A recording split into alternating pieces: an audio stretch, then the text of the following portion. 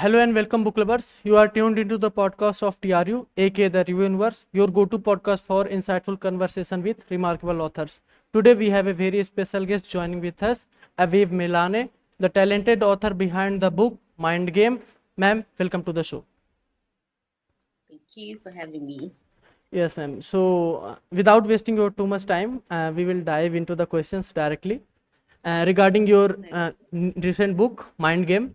So, ma'am, I just want to know that on the topic of Gen Z or something. So, Yes, the book. Initially, I thought I was writing for Gen Z, but since its publication, it's actually a book for everyone. yeah. So my question will be that can you tell me a bit about your background, that what inspired you to write this book on Gen Z kind of thing? Okay, let me tell you about me. I am someone who advocates for mental health. Yeah. Since I am someone who was also diagnosed with depression, I spent some time in psychiatric as psychiatric inpatient. So with social media, we make fun of this mental health. People, especially Gen Z, they use it as humor and they don't understand the effects that it has. Sometimes it's your background, sometimes it's things that you cannot run away from, but in a way mental health affects us all. It's either you are affected or know someone that you have has been affected by mental health. And now it's June Youth Month and it's men's mental health month. I don't know in India, but in South Africa men are taught that to toughen up. Men don't cry, men don't show emotions, but how many men die by suicide because they can't open up about their emotions? For me, that was the inspiration behind the book and the effects of social media. How most of us, when we wake up, the first thing that we do is we're on our phone. You may pretend that you're snoozing the alarm, but you go onto social media, you check on what's happening or your peers, and you feel the pressure. And sometimes people feel that I'm not making it because my peers are driving the latest cars, they have the houses, and you feel it plays on your confidence and your mental health. That was my inspiration. So people always would say there's so many books on mental health, there's so many books on social media. You are on social media and you advertise your work on social media, so why? Firstly, I wanted to pay it forward because I've been through so many things in my life, and some have happened online, like cyberbullying and all those things. So I wanted to pay it forward. Secondly, I wanted to sound a clerical call to unsuspecting parents, because we as parents, we let our kids, like my child plays Roblox and Minecraft and whatnot. But the other day, when I introduced a family link to her to say that I want to know what you're doing on the internet, and she says, "Why? Why do you want to monitor me?" And I was like, I explained catfishing, and she was like, "What is catfishing?" And it's like, you could be thinking that you're chatting to someone, but in actual fact, you are chatting not to the person that you're chatting with. So there are parents who don't understand those things, and there are kids who hide behind their phones, even adults. Like with, so I'm not on Twitter, which is now X, because of the hate that is on Twitter. And if someone wants to drag you, they say they will bring black Twitter. You know how vile Twitter is. People can drag you for days. And what they forget is that once something is in the internet never forgets. And unfortunately, here in South Africa, we've had incidences where people have had to withdraw from the Miss South Africa pageant because of tweets they wrote 10 years ago. Now they want to represent the country, and then someone pulls up and says, "How? Look, this is you. 10 years ago, you were saying kill black people or kill white people, so we can't be represented by that." So your digital footprint plays along, it moves with you even when you've forgotten, even when you think you've deleted it. There's always somewhere paper trail on the internet. So that's what the book teaches.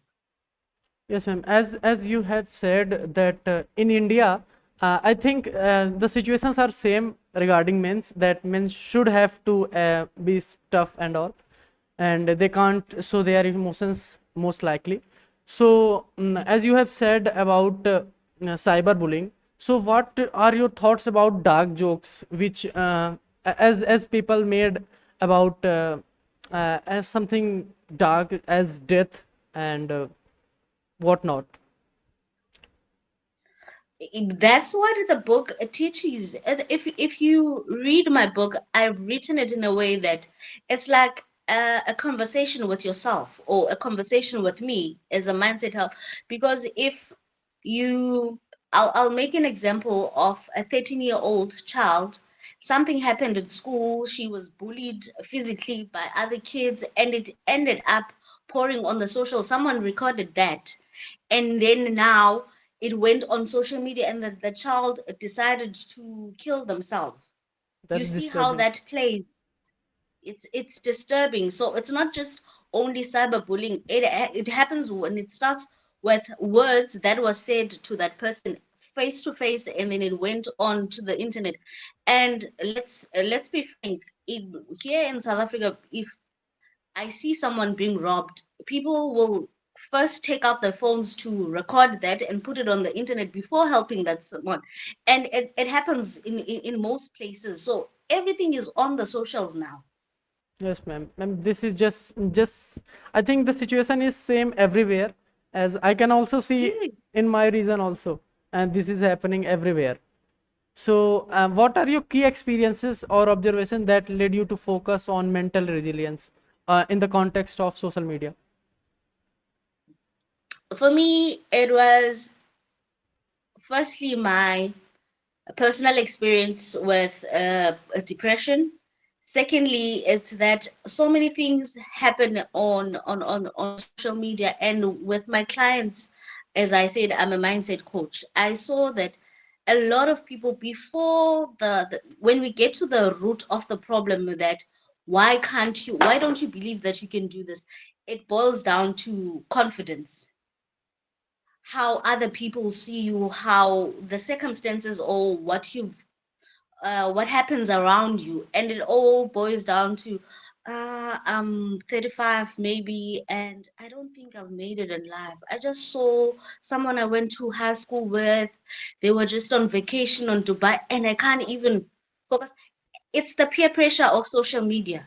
Yep. Let's be frank, what we put on social media sometimes it's not the truth, and mostly it's not the truth. People post fake lives to create a pressure for others, and if you're not mentally fit, and if you don't have confidence in yourself, you can leg into depression just because of seeing things on social media.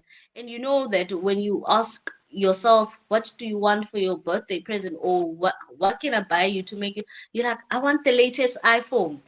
And you're like, it's like you're not a person if you don't have the latest gadget. Why? Just cause of the social media, I think. Yes, and social media, and the social impact that it has on us. It So I'm showing you good, the bad, and the in between, the ugly, because there's LinkedIn, for instance.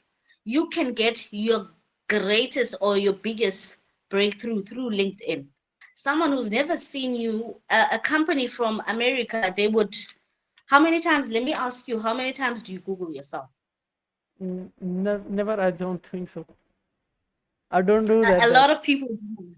But if you were to Google yourself now, the first thing that pops up when you Google yourself is what your future employees or your future Yeah, investors, you will write a killer proposal, but then the investor would Google your name, and then pops up, you shared something that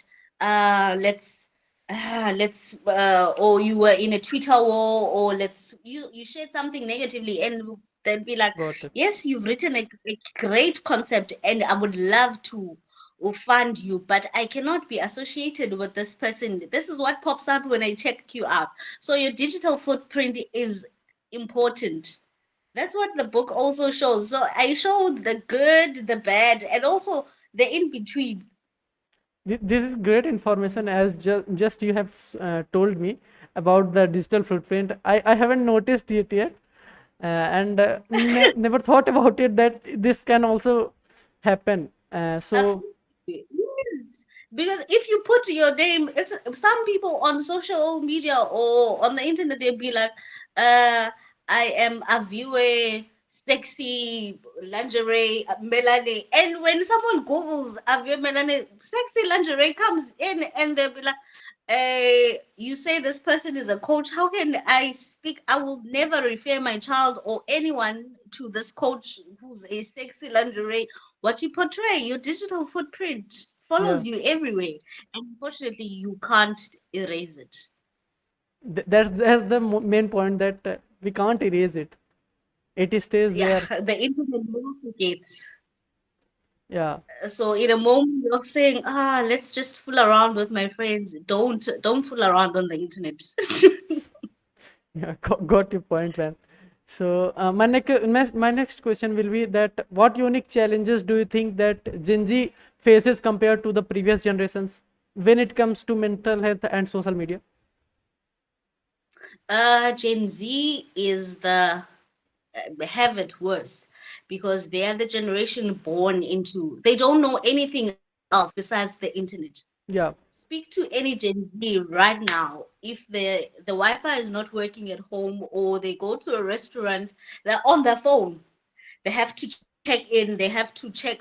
So they don't know anything besides the social world, the being connected. So with us in our areas, we went to the library. We went to the. I don't think Gen Z even knows what an encyclopedia is. yeah, Where you most go of them and don't. you see, you don't even know that. That's how we grew up. And that's how we played outside with them. Games are online. Everything you want food.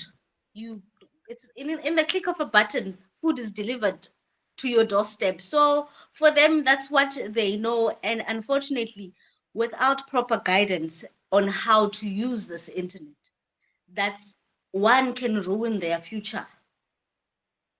Yes, ma'am. I think I wrote a blog so. about that on my website. I also have a blog. I write ways that you can ruin your future online, oversharing, uh, getting involved in Twitter wars, and sharing things that do not resonate with your future plans. Like you want to be a model or you want to be a speaker, you want to be involved in things that uplift the community, yet you are involved in things that say the government is not doing enough for us. Let's bend down the.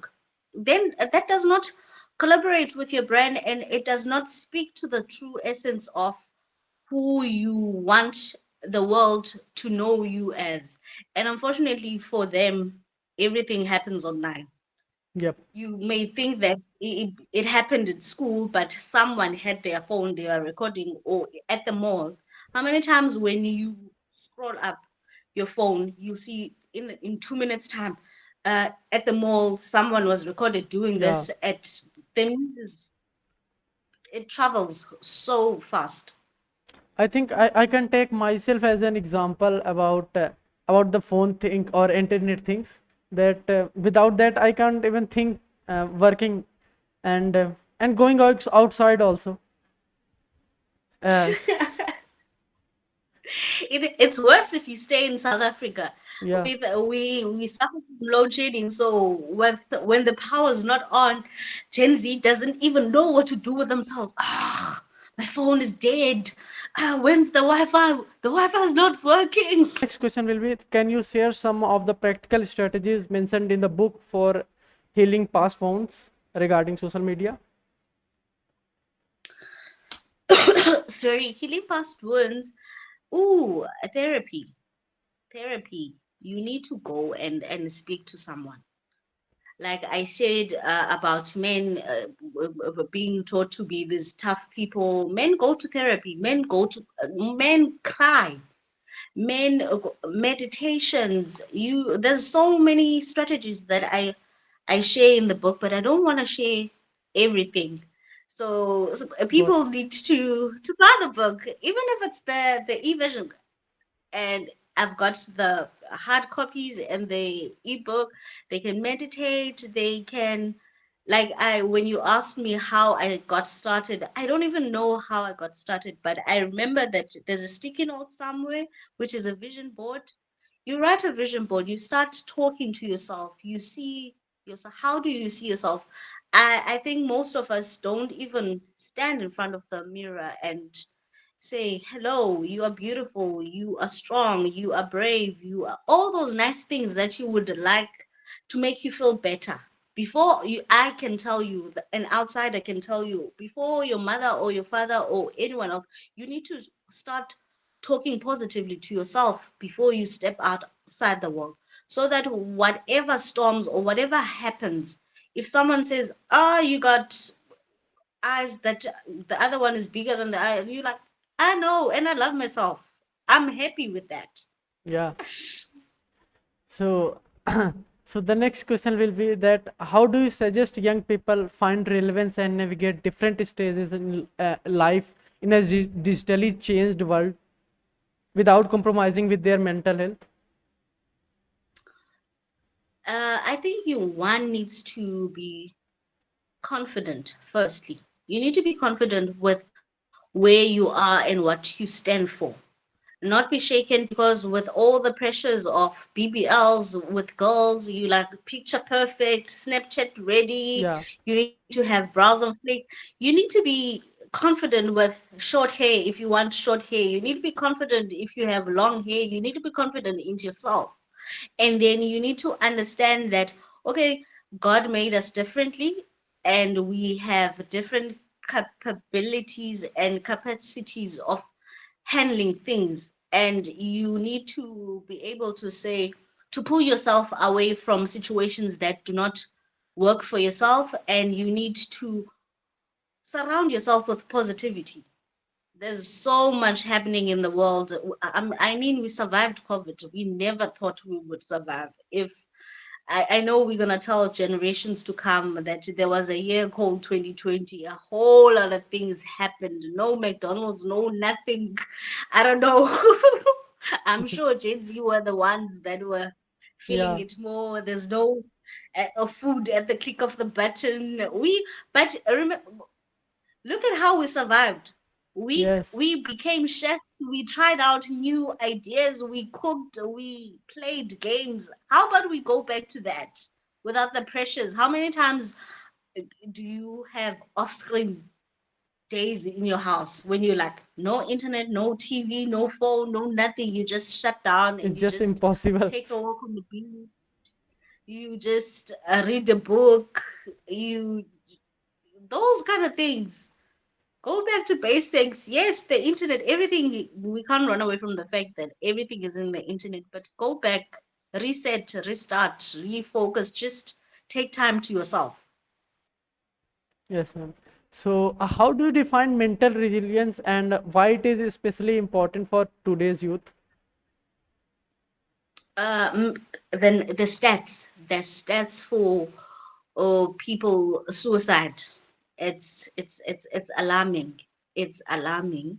So mental resilience, it I took on a course on Shizad is on positive uh, positive self-talk.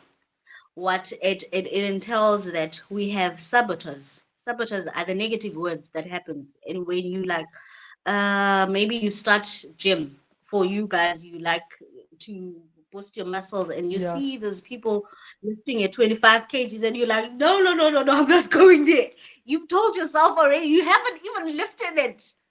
But what if you say, okay, I'm gonna start with a 5 kg today, and then the next day it's gonna be 6 kg, and eventually I'll get to the 20. Not just jump into the 20. You need to know that everything has steps. You don't just jump into the big things. You take steps. It's like healing. It doesn't happen overnight. I taught this to a young boy. He wanted to quit smoking. So he's like, Coach, I don't think that I can quit smoking. And I said, and it's not going to happen overnight. Let's do an exercise.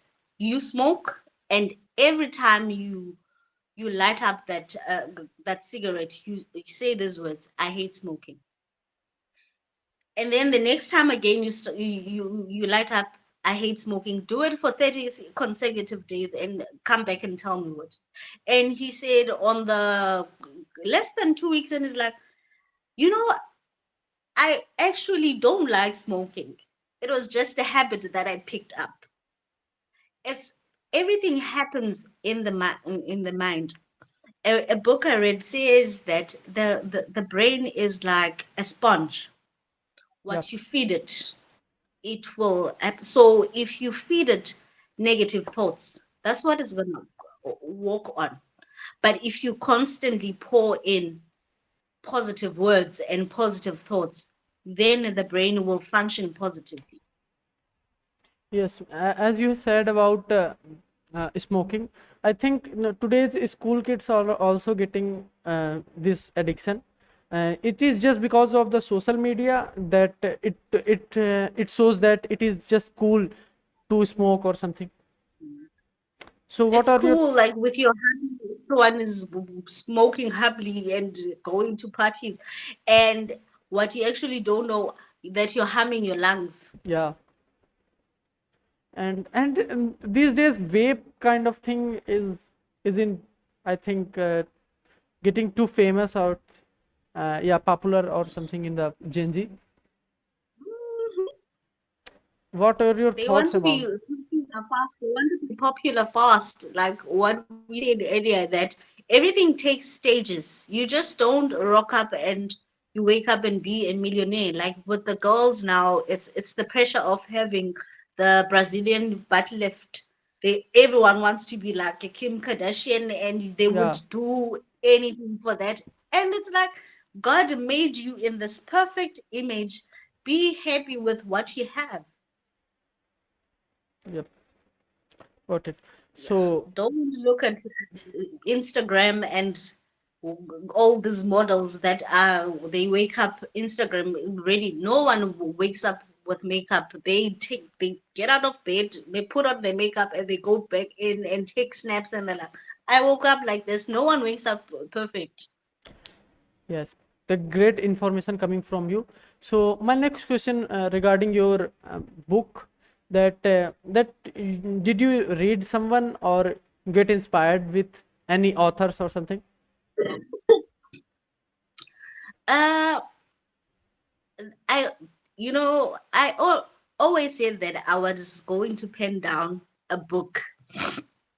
If my therapist knows this, I would say all the things that life has thrown my way, I would put them in a book, and it would be a good laugh for someone else. But once I started to get to know myself and the work that uh, I do, I wanted a book that was going to inspire people, a book that will bring change, a book that would be like uh what is this? I call this book a manifesto because I'm inviting everyone. As much as I thought I was writing for Gen Z, it's a book for everyone. If you read it yourself, you would find a bit of yourself there. You how do you would find that, okay, you never thought that you lacked with self-confidence. How about you start taking the steps to Yeah, guiding yourself towards that. So that was the inspiration behind the book, and of course the fact that writing books runs in my family. uh, my yeah, great grandfather wrote short stories, so great. it was the writing bug was eventually gonna hit me at some point. Yeah. So, ma'am, I just want to ask that how can educators, parents, or mentors support the youth by implementing the tools from your book? Oh, definitely, that is one of my projects. I'm actually trying to get the book to universities, especially because I think for them the pressure is too much. Yeah, Some of them go into university without even understanding what they want to do in life. But because you got maybe straight A's in matric, and then your mom and dad encourages you that no, you can do medicine, you can be a doctor because you've got straight A's. And then when you get to university, you find that actually you don't like medicine. Maybe you want IT, yeah, but you don't know how to communicate this, and you feel you get to university and you fail, and then when you look at it, it's not like you don't understand, but there is no motivation towards the course yeah. that you're doing. So it's one of the things that we're gonna work on with my team. So when that happens, I'll sure give you a shout. So this Yes, book, ma'am. I believe the education system needs to have it, even with primary schools, because there's cyberbullying there, there's catfishing there, and they are introducing at schools your robotics. And when we can't run off away from the fact that kids will always be kids, they would go into the internet not Yeah. to go and do the work, but they would try and see what there is there, because if they understand that there's things like catfishing, cyberbullying, and all those things, then they'll be better equipped to handle the situation once they encounter that. Yes, ma'am. So, what do you see as the future of mental health in a continuously evolving digital world?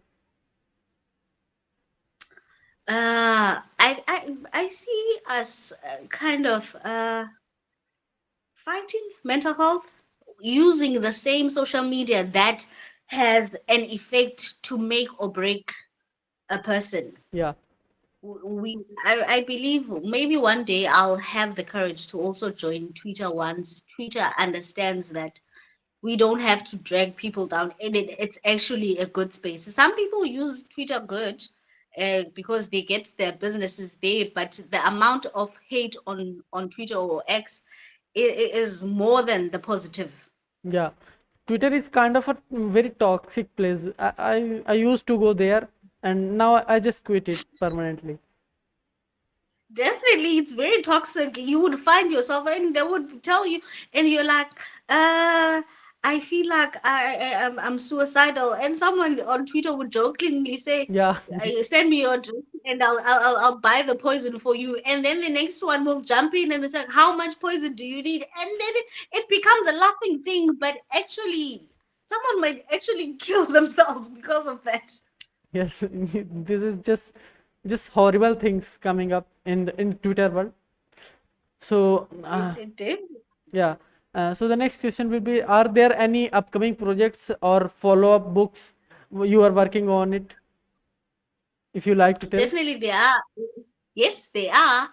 Uh, there are a few books that are going to come out from me, but I'm not going to share what they are about. I might surprise myself. I might, who knows? I might surprise myself. I might write two, three, four, five more, but there's definitely other projects coming. I like to get surprised. So, Yes, yes, yes. yeah, Because you know, hey. yeah. So, if there any takeaway that the readers should take away from your book? A takeaway from the book is that you can do anything you put your mind to. Honestly, that's my motto in life. I've grilled it to my daughter that you can do anything you put your mind to. You just have to know that and understand that it might not happen now, because life comes with failures. Life happens. A lot of things happen, but you can definitely do anything you put your mind to. You can get the book, man. Get the book. Let's maybe the next time we go live, we'll have a few audiences who've read the book. They would ask questions based on the book, or I would share something, a chapter. Maybe we'll discuss a chapter from the book. That would be nice, because when you talk to someone, and yes, you've got reviews from people that have bought the book already, but I'd love to have to sit in an audience where maybe 10 people have read the book, and let's say, what did you mean in chapter 1? What did you mean in this? Yeah. So, ma'am, I just want to ask an advice from you that people just like me, that how should I deal the people's or hatred around the social media myself for myself. Social media, you can mute people on social media. Yeah, There's a mute button there. There's a block button there. You can block people on social media, and don't get yourself caught in Twitter wars or social media wars, because that's, if you feed negativity, it grows. But if you ignore it, that person becomes the fool. So how do you handle that? How do I handle it? Because I also get people yeah, that I just don't I block, I unfollow, I just follow the things that matter to me, the things that bring me peace, the things that give me joy and motivate me to do more. Because if you have read the book, I wrote the book in the middle of grieving my husband. I was crying. I was at school. I did not know. I did not have a plan. Life happened. He passed away. And now I'm a single mother. I have to, but I said, you know what? It's God and me, and I can do anything that I put my mind to. Social media people, people have opinions. They're like, no, you're still young. You'll find another husband and whatnot. It's those things that I don't want to hear at that point. And so you don't have to justify, yourself to other people, yeah, sorry to hear because that, ma'am. what makes sense, Yeah, no, yeah, it's your life will make sense to you. It doesn't have to make sense to me. got it. Yes, your life will make sense to you. It doesn't have to make sense to other people. That's what we forget when we are on social media. We look at our best pictures and we post those. If one person says something negative, then you doubt yourself. But be confident in saying that, no, this is me, flaws and all, I'm good. Yeah. So, moving on towards closing the podcast. So, where can our listeners find your book and follow your work online? Oh, they can follow me. I am on Instagram at Aviwe Melane Coaching, Facebook at Aviwe Melane Coaching, TikTok at AM Consulting One. I have a YouTube channel which I've neglected, but Yeah, it's Aviwe Melane. I should be back soon. But like I said, life happened. I lost my yeah. husband. So I didn't have time for YouTube. But my book I is will available. put the links of your social media handles in the description. Yes, you will Yeah, put that. I mean, even at the back of my book, it's there where you can connect with me. My book is available, the digital version, on Amazon, Goodreads, Google Books, Wook, and you can go to my website, avimelane.com. There I have direct links where you can get the book, both the digital version or the paperback. got it, ma'am. So, thank you so much, ma'am. Ma'am, my last question, not the question, but a feedback for TRU, as you have worked with us. So, if you want to give a feedback for TRU, the review inverse. Oh, for me, oh, thank you guys, because you've made working with you for this first time author very helpful, because you've been there, you've been assisting in every step that you guys are taking. You've communicated. There's nothing that I hate more than not being involved in a project that has my name on it, Yeah, and not understanding the stages that are going, because the perfection in me does not trust people to to handle my brain. So I would like to know that, oh, okay, now we're gonna do this. So you guys have been patient with me. Thank you. Thank you so much, ma'am, for your kind words. So, with these questions, we will end this podcast here right now. So, we can't wait to read your book as our readers also. So, thank you, ma'am, for sharing your journey and insights into Mind Game, your recent book. It's been an absolute pleasure having you on the show. That wraps our conversation with Aviwe Melane. So, thank you so much, ma'am.